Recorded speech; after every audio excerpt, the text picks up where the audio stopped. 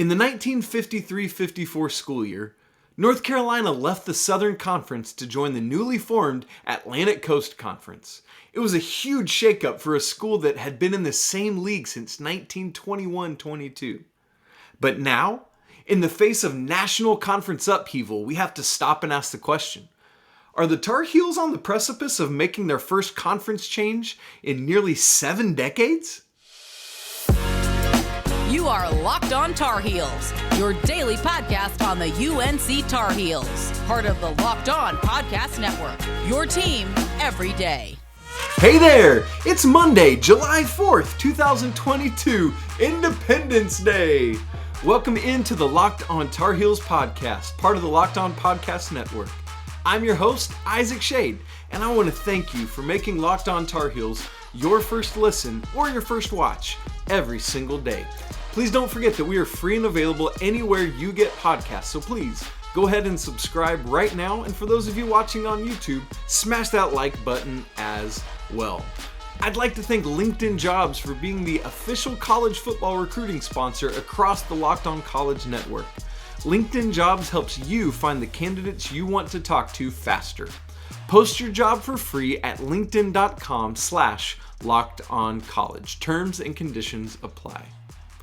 Well, a little bit of housekeeping as we start today's show. It is good to be back with you after a week away. I know there were shows last week, but those were all pre-recorded. I was gone with my family in Mexico, hanging out on the beach, getting away from communication and social media to just be with my family. And so it is good to be back, and it's also Independence Day, and those two things collide wonderfully today for me to proclaim, in the immortal words of Randy Quaid's quirky, crop-dusting, alien-abducted character Russell Case.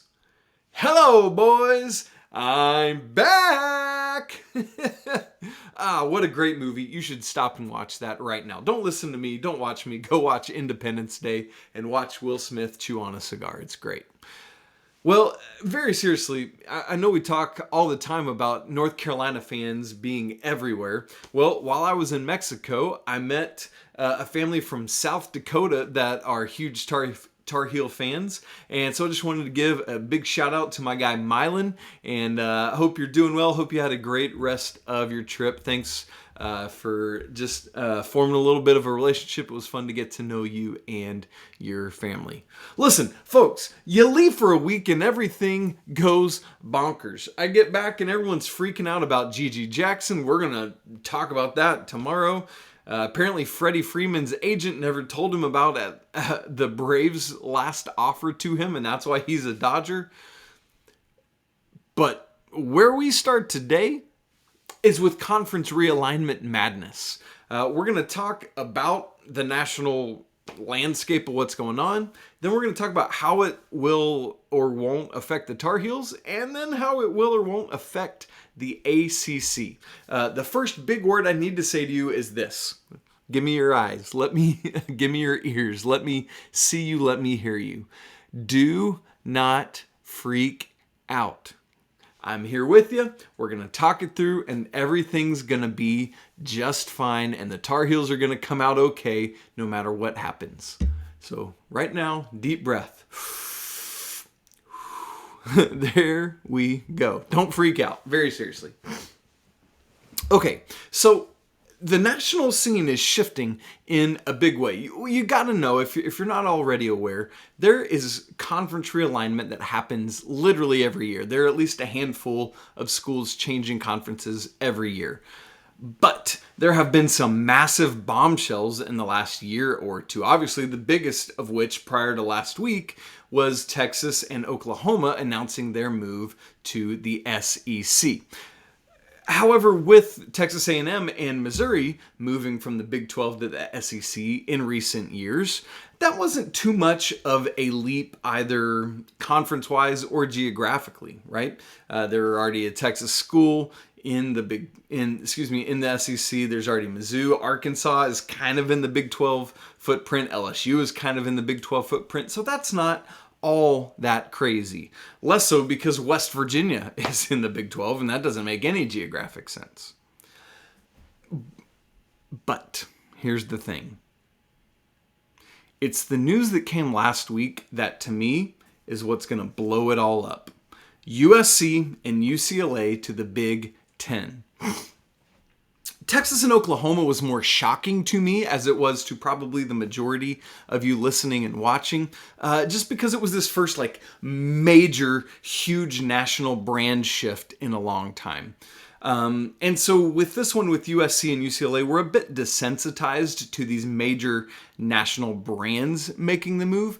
However, this one to me will have bigger and further reaching implications simply because of the geographical what on earthness of this whole thing. We got the Big Ten, which stretches, as far west as Nebraska and as far east as the Eastern Seaboard. But now we're going bi-coastal with this thing. We've got USC and UCLA, and we've got Rutgers and Maryland on the East Coast. This move is ultimately going to give the Big Ten 16 schools now, adding to the 14 they already have. Would list them off, but no point right now. But this move to me, again, shifts everything. This is the one that is going to be the big domino that kind of goes hand in hand with NIL, that just alters the course of all of it. Because these two huge West Coast programs are now coming to Middle and East America to join the Big Ten in this what on earth move. Now we got Rutgers flying to LA to play football and basketball games every year, and vice versa.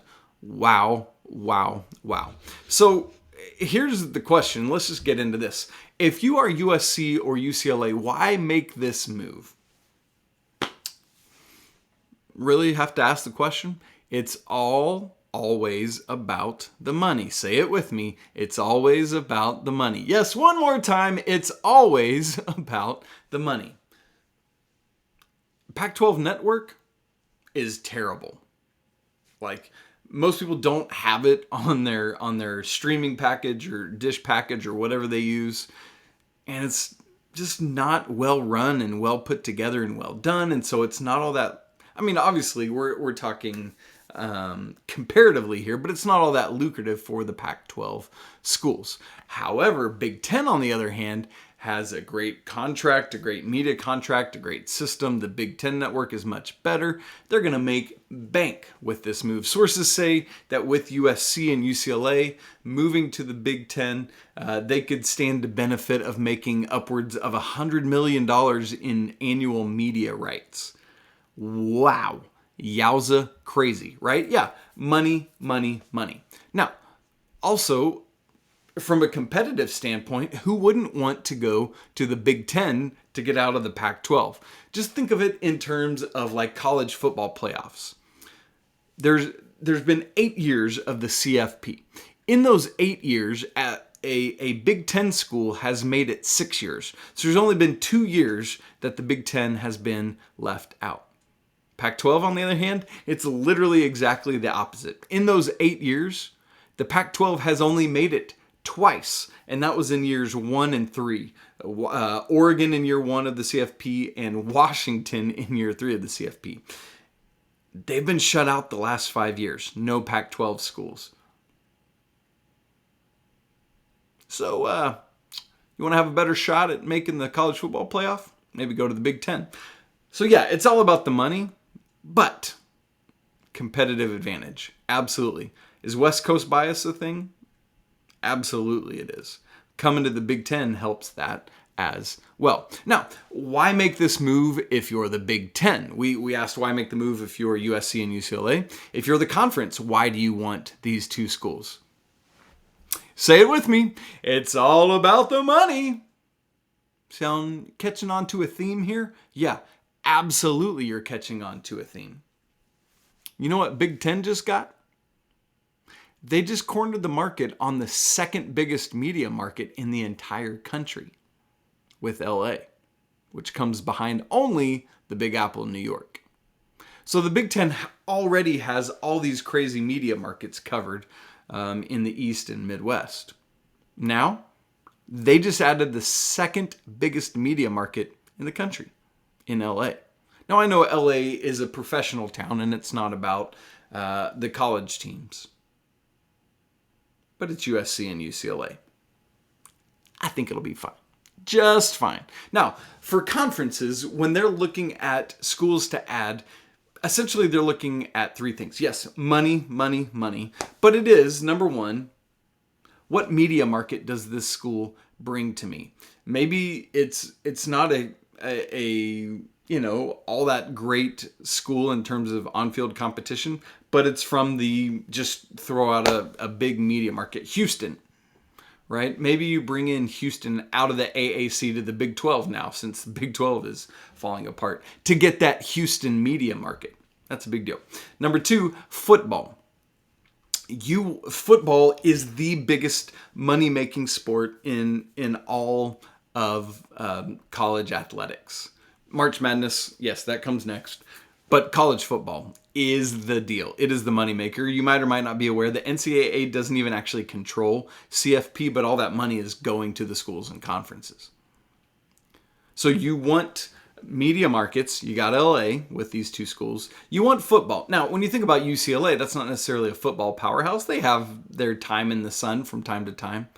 But USC, they're getting their football. Absolutely. Think about the Pete Carroll years as recently as the late 90s and 2000s. USC is this dynamo, the Reggie Bush team, the Lindale White, Matt Leinart, that whole squad. Yikes, that's ridiculous. And they have some of those years. USC is a huge football brand. So media market, football, and then basketball is the second biggest revenue sport behind football. It doesn't come close to carrying the needle that football does, but it is a major revenue sport, and March Madness is this huge entity which is actually owned and run by the NCAA. Now, USC, it's kind of the flip-flop here. USC, they have their years in basketball, but UCLA, blue blood of blue bloods, most national championships, John Wooden, everything. They don't stay at the top of the game in the same way that Carolina and Duke and Kentucky do in Kansas, but they have their years where they get in and make hay like they have the last 2 years or so. This is a huge get for the Big Ten. That's why they want to go there. Now, ultimately, I lay all of this major upheaval. Here's the big takeaway for you. You ready? I lay this all at the feet of the NCAA. They have dragged their feet on too many things for too long. You saw how it all has played out with NIL and what a cluster that's been.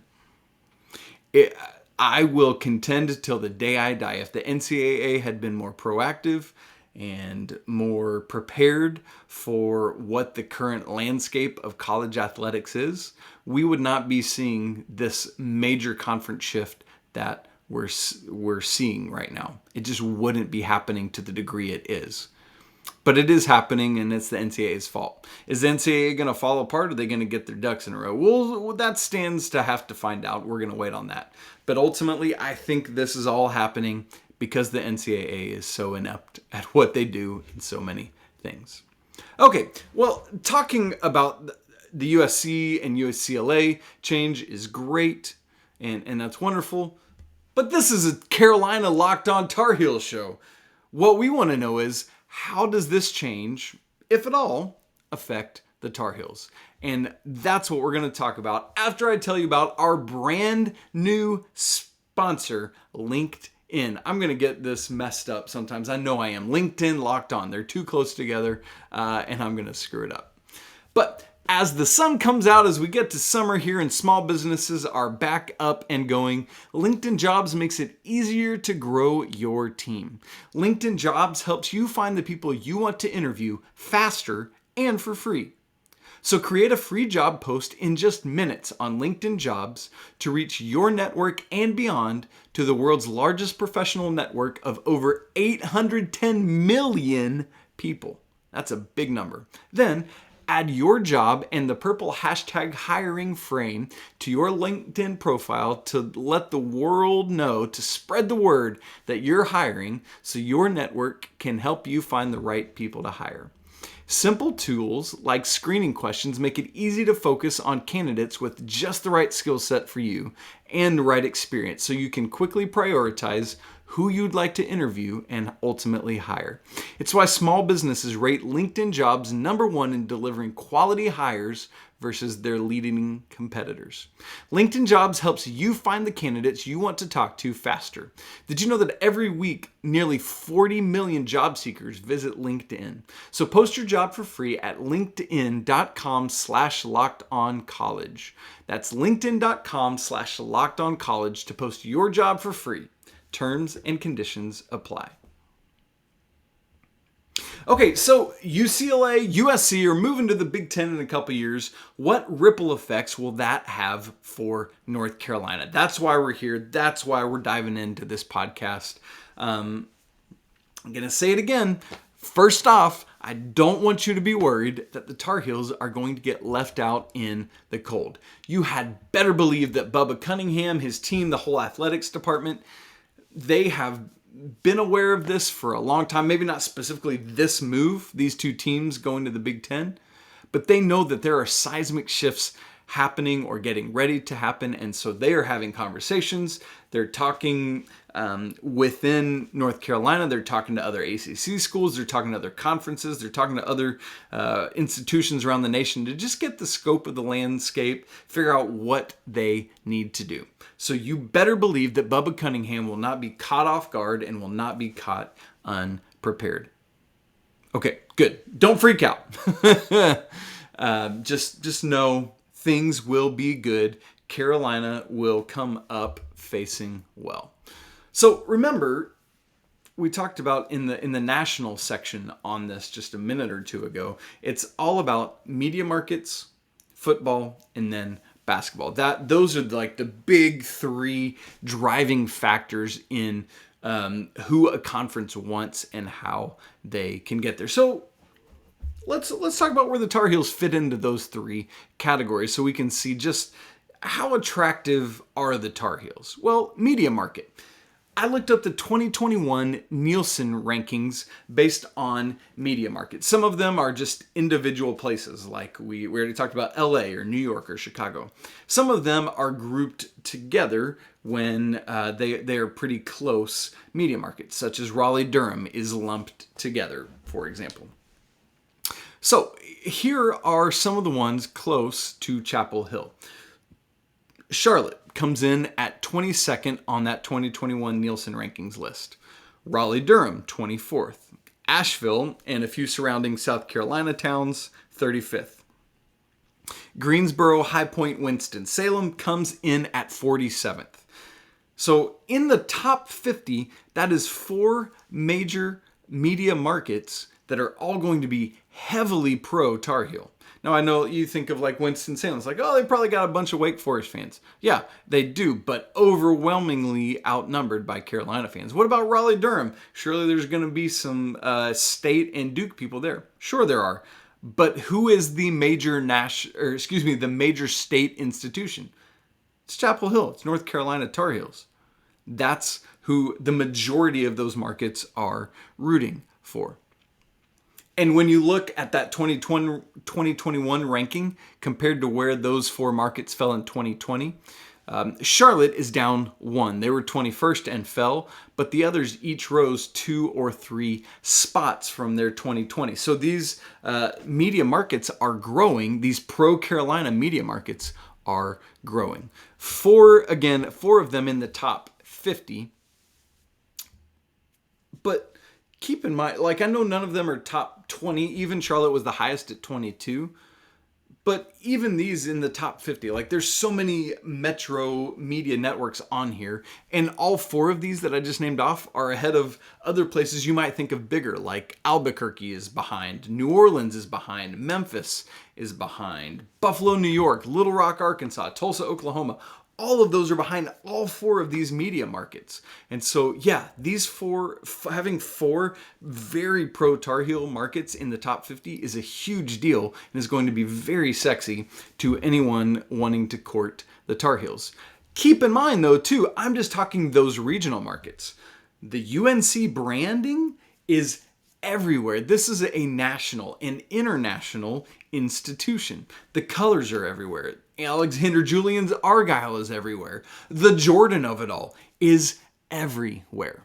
So it's not just those 4 regional markets. There are going to be people all over this country tuning in to watch the Tar Heels. That's very attractive to any conference. What about football? Well, listen, we can all recognize the Tar Heels are not, at least not yet, elite. They have risen to the upper echelon of the ACC. I think we can, even despite last year's setback, we'll say, the Tar Heels are in the upper half of the ACC. And with a national name like Mac Brown at the helm, they're going to be there either by record or perception, if nothing else, as long as he is running this team, as long as recruiting is as hot as it is. People are going to want to tune in to North Carolina football. Again, the national brand is a big, big deal. And then obviously basketball, we don't even really have to talk about that. But Carolina is the bluest of the blue bloods. The most sustained success, the most, you're right, like UCLA we talked about has the most national championships. Yeah, but so many of those are in an era prior to 64-team tournaments when they had to win just like 2 games to win a national championship because the returning national champions got several buys into the Final Four. And so when you look at the consistency that the Tar Heel basketball program has had, yes, many might look at Duke or Kentucky as a higher entity. I wouldn't say so. I mean, maybe they are, but Carolina is just right there with them, especially given what's happening now in the first year of Hubert Davis and recruiting and everything else. The Tar Heels are right there at the top of that brand. And if you're the SEC, you want Carolina basketball there to compete. Like Kentucky has teams that rise up occasionally. There is no consistent threat like a Carolina. Can you imagine Carolina and Kentucky matchups every year? Or what about the Big Ten?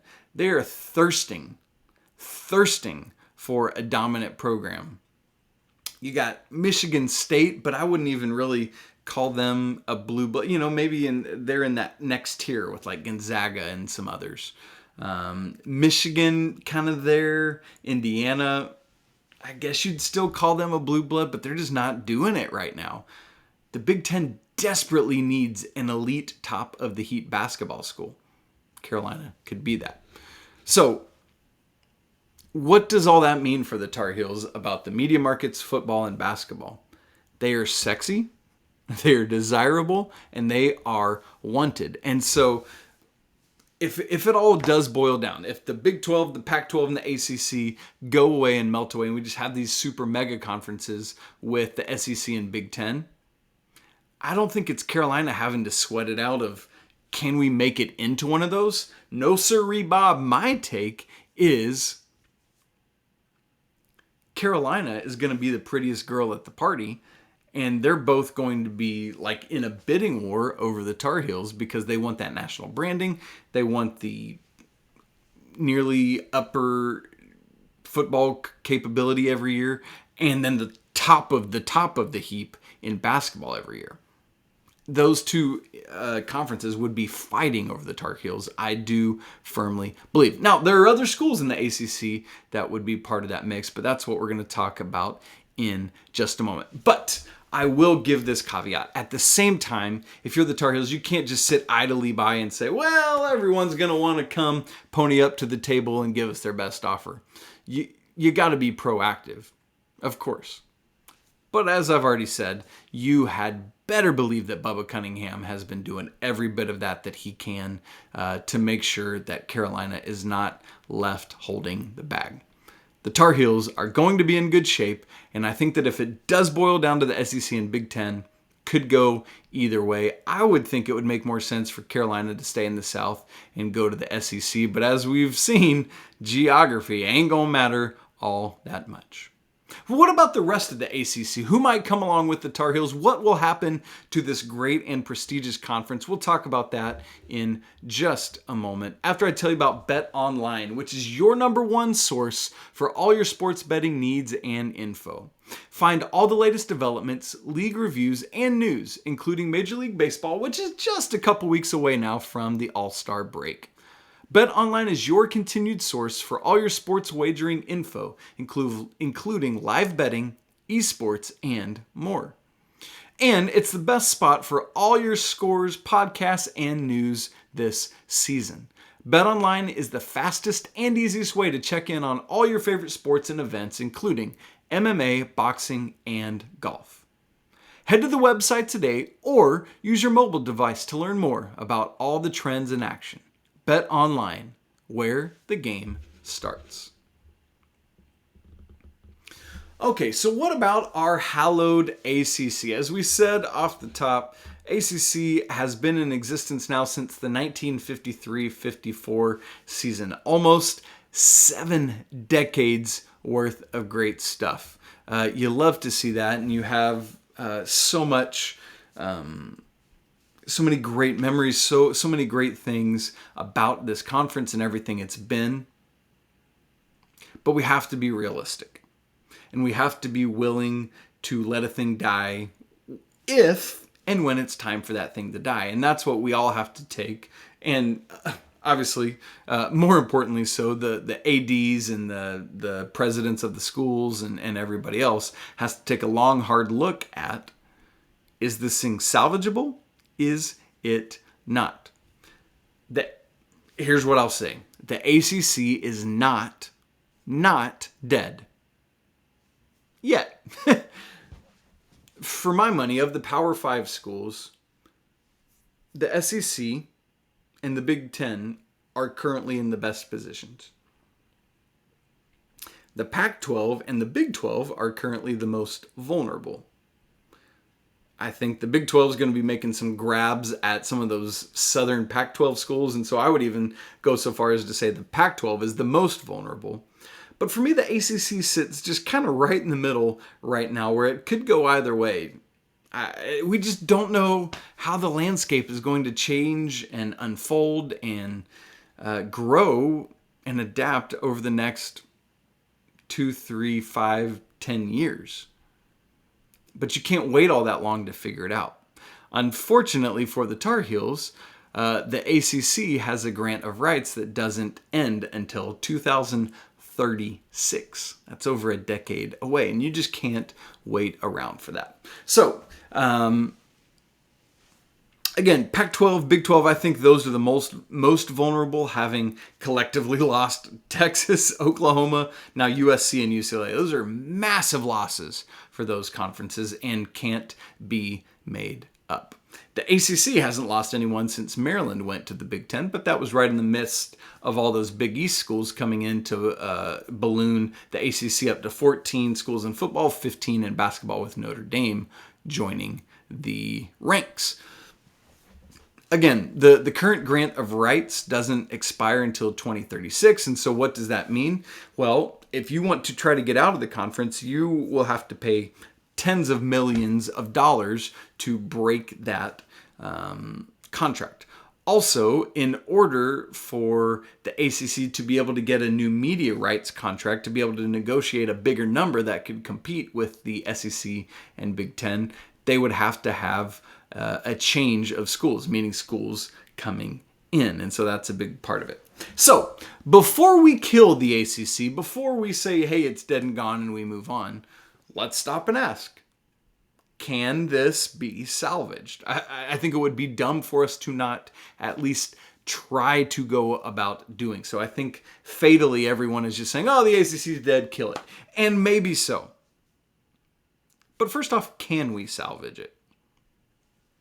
Well, from the standpoint of the two big revenue sports, football and basketball. Remember, as I said, there are 14 football schools, with Notre Dame playing a couple of them every year, and 15 in basketball, with Notre Dame fully joining. The first thing we have to recognize here is that adding Notre Dame as a full ACC member would be huge on the national level, just because of the way Notre Dame is viewed and looked at nationally as this independent, as this school that's allowed to do basically whatever they want to do. Bringing them in as a full-fledged ACC member, similar to what they did in the COVID year, the 2020-21 season, would be really, really big. However, as you would well imagine, Notre Dame is going to command and demand a long list, like hostage list of demands in order to do that. I'm sure the contract for that would just look wacky. I just don't even want to begin to try to parse out everything that would go into that. And so that's something that the ACC is going to have to wrestle with. Is it worth the cost of Notre Dame's likely exorbitant demand list in order to keep them or bring them in to the ACC? Additionally, if you can get the Irish, it would be great to add a 16th school as well in order to even things out so that you do have an even number of schools.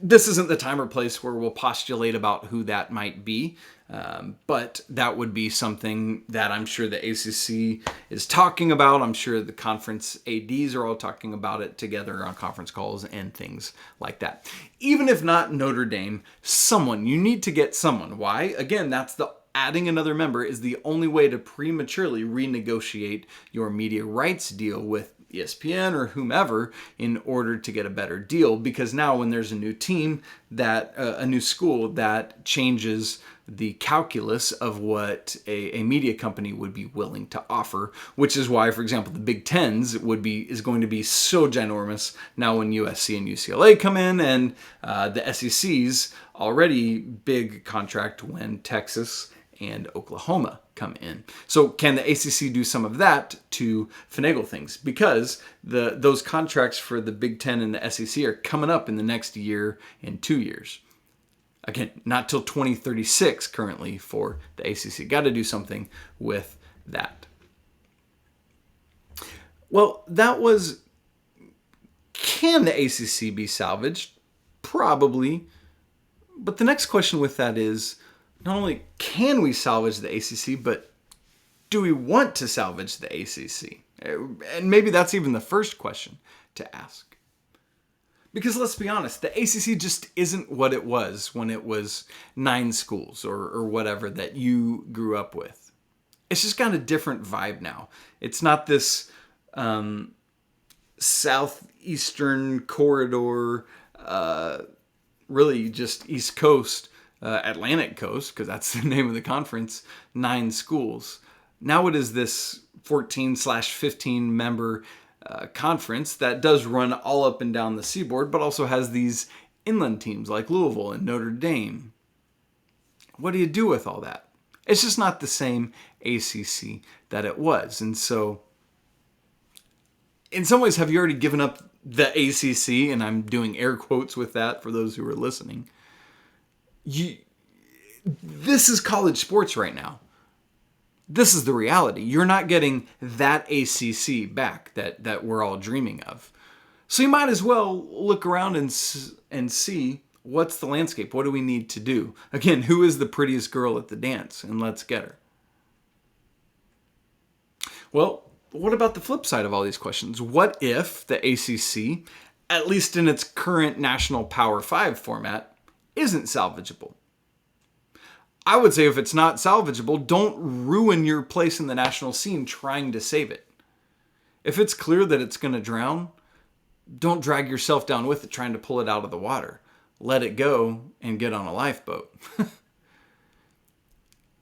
I'm sure people were super sad in 1953-54 when the Tar Heels left the Southern Conference.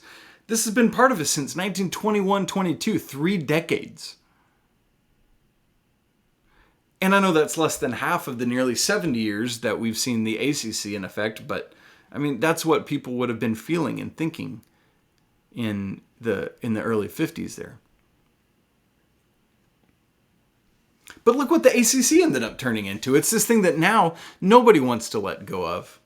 And so sometimes change happens and it turns into be something you never thought of how great it could be. I don't know how or what or when or why that's going to look like if the ACC is not salvageable. But just allow yourself the possibility that it could be incredible. Think about, for instance, just how unwieldy Division I is, particularly in basketball, where you got over 350 teams. Maybe you get something more akin to a professional sports league where you're working with 32, 64, something like that. Schools, maybe 24, 48, if you just depending on what these potential super conferences might look like. If it's time to go, it's time to go. And that's what we need to say. And so who from the ACC would be poached? Who are the bells of the ball? Well, to me, there is a clear-cut top 4 of the 14 full member schools. I think North Carolina is one of those. I've already laid out why. I think the other 3 would be Clemson.